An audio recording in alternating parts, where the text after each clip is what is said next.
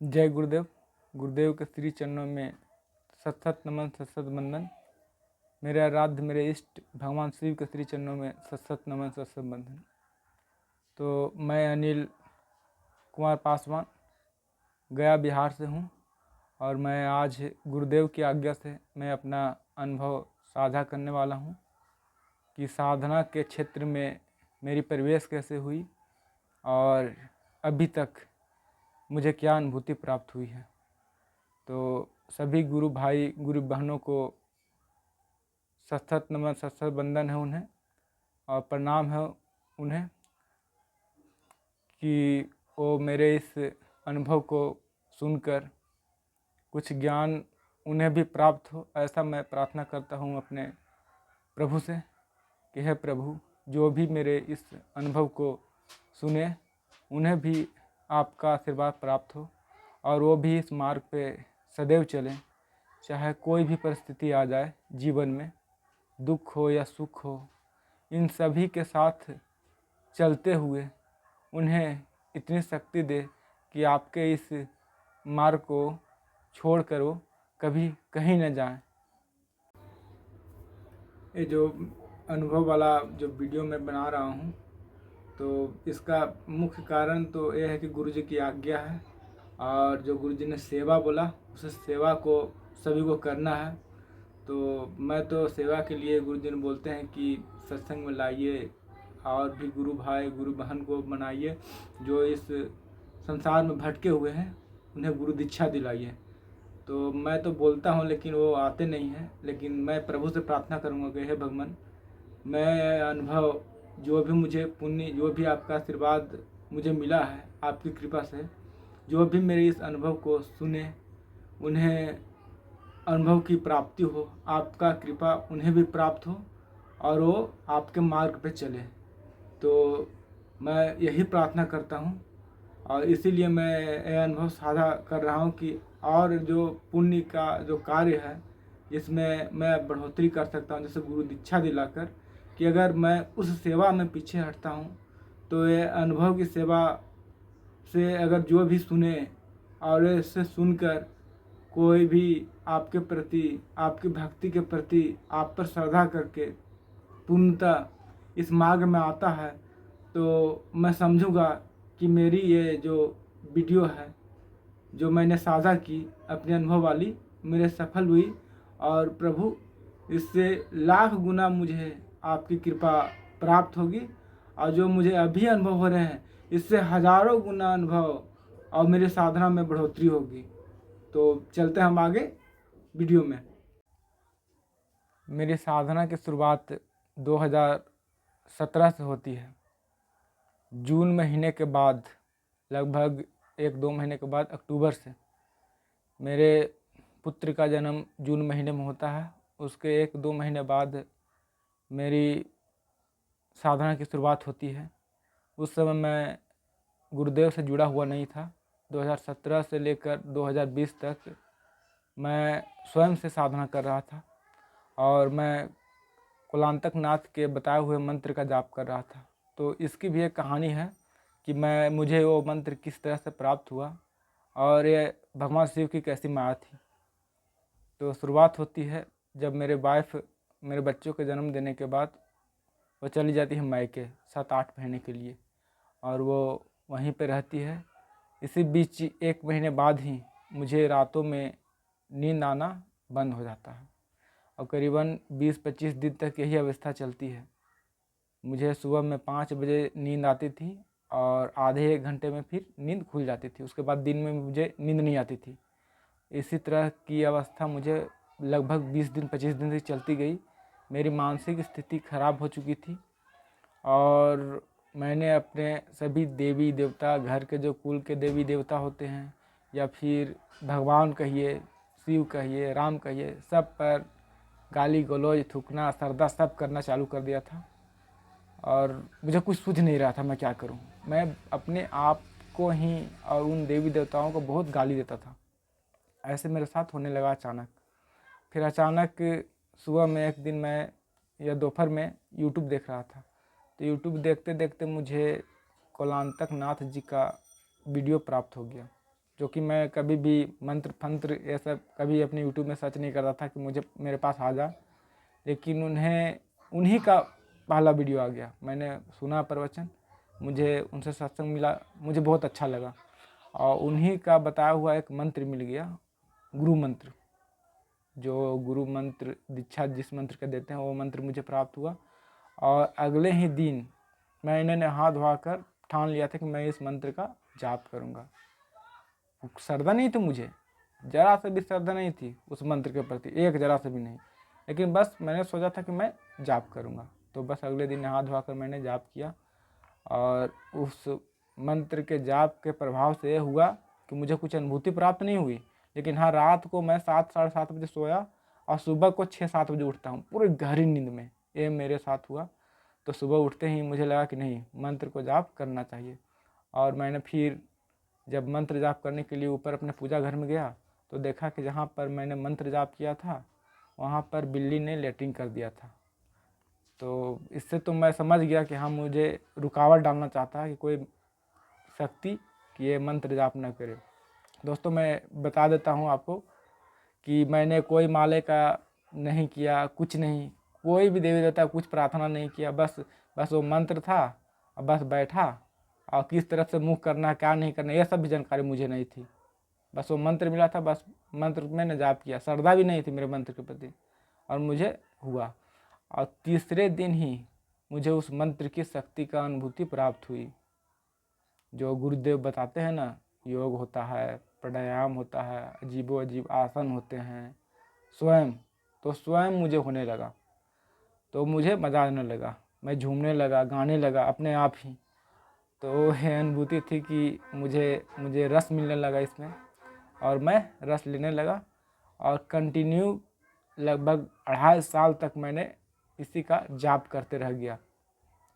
और जाप करते करते बहुत सारी अनुभूति मुझे प्राप्त होने लगी, योगासन प्राणायाम ये सब होते थे।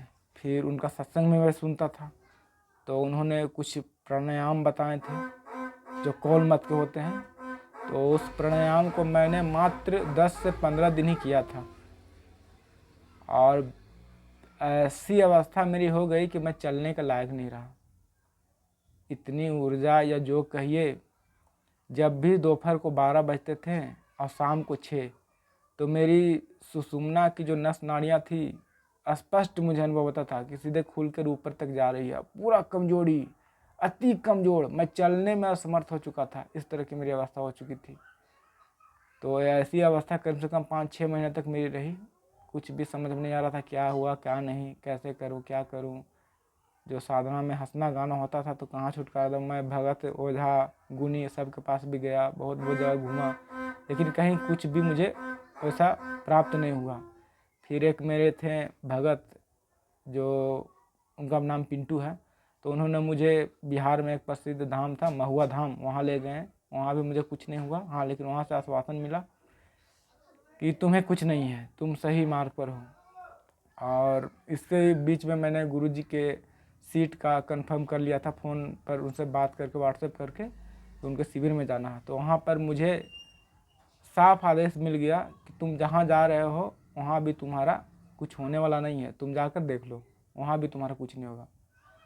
तो फिर भी मैं गुरुजी के पास गया और वहाँ पर जाने के बाद उनके शिविर में हिस्सा लिया, भाग लिया और मैं श्रद्धापूर्वक जो उन्होंने मंत्र दिया एकदम श्रद्धावान हो गया, बहुत रोया उनके श्री चरणों पर गिरने के बाद।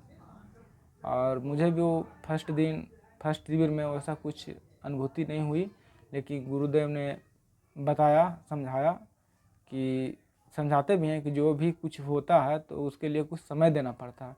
तो फिर मंत्र जाप मैंने करता रहा और गुरुदेव के प्रति श्रद्धा इतना हो गया कि जब वहाँ से शिविर से मैं घर गया तो रात दिन गुरुदेव के प्रति इतना सोचा कि गुरुदेव परेशान होकर सुबह को 7 बजे बोलते हैं कि अरे कितना तुम याद करता है मुझे। जो फ़ोन उनसे नहीं बोलते हैं, ऐसे ही मैं बस लेटा हुआ था, बस ऐसी अनुभूति मुझे प्राप्त हुई।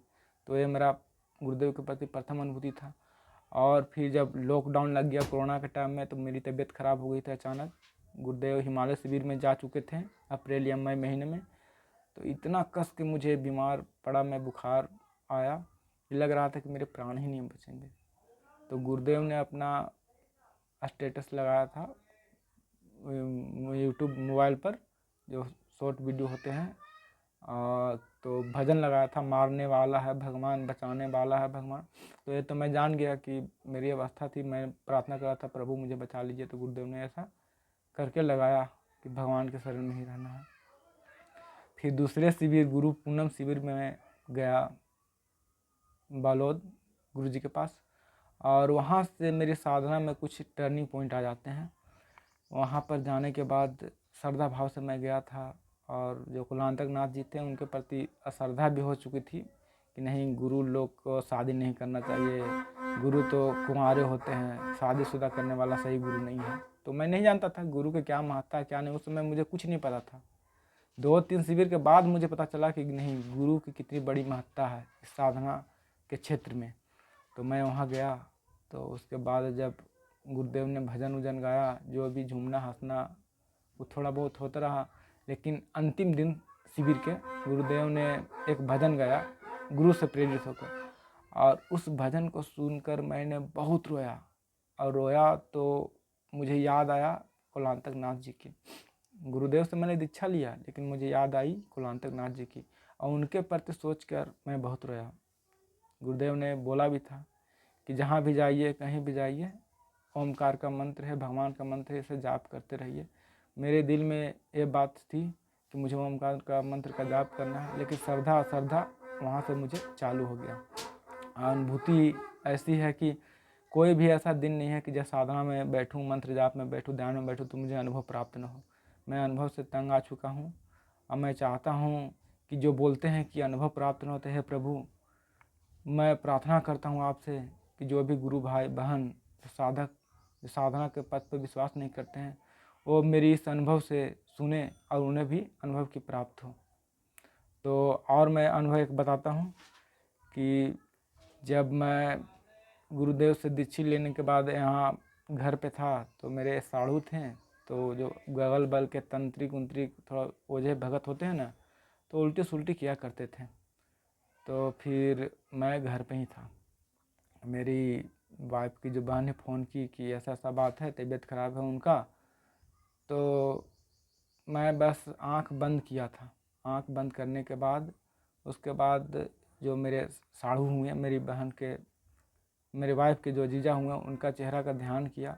मेरे मंदिर से मुझे ऐसा भाव आया, इतना क्रोध आया कि अपने हाथ से इस तरह से धक्का मारा, और धक्का जब मैंने मारा तो उसका जो भी क्रिया हुआ था तांत्रिक उंत्रिक का, तो पता चलता है 1 घंटा बाद कि उसका तांत्रिक का जो बेटा है वो बहुत ही बुरी अवस्था में एकदम मूर्छित होने लगा एकदम, और वो भगत को लेके यहाँ वहाँ जाकर दौड़ने लगा। फिर और न जाने कहाँ कहाँ 4 गो खस्सी पाठा दिया, जो डांक स्थान, डांक बाबा बोलते हैं गांव में, जो डांक होता है ना पूरा गांव को, वहाँ पर गया और पाठा उठा दिया ठीक करने के लिए।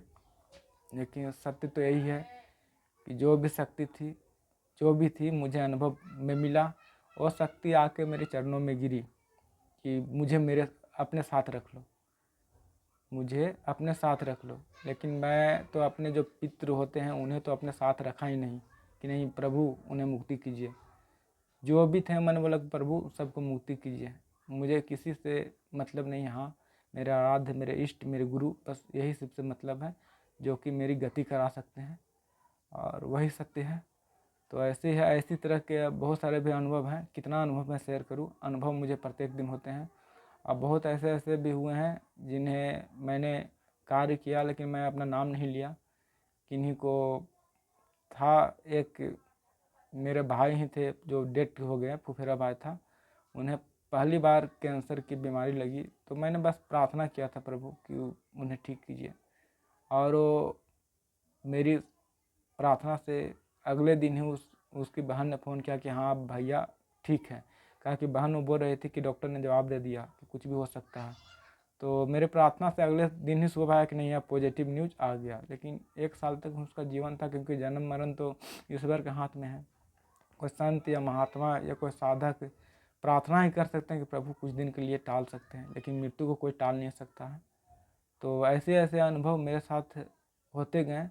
तो मैं आशा करता हूँ कि आप सब ये मेरे अनुभव सुनकर साधना के मार्ग पर जुड़ें, और गुरु जी जो बोले हैं कि आप अपना वीडियो बनाकर गुरु जी के पास भेजिए कि क्या अनुभूति प्राप्त हुई, तो मैं आशा करता हूँ कि आप सभी गुरु भाई बहन लोग अपनी अनुभूति वीडियो बनाकर अपने प्रिय गुरुदेव जी के श्री चरणों में प्रस्तुत करें। तो ठीक है, जय गुरुदेव। ओम ओम गुरु ओम गुरु ओम गुरु।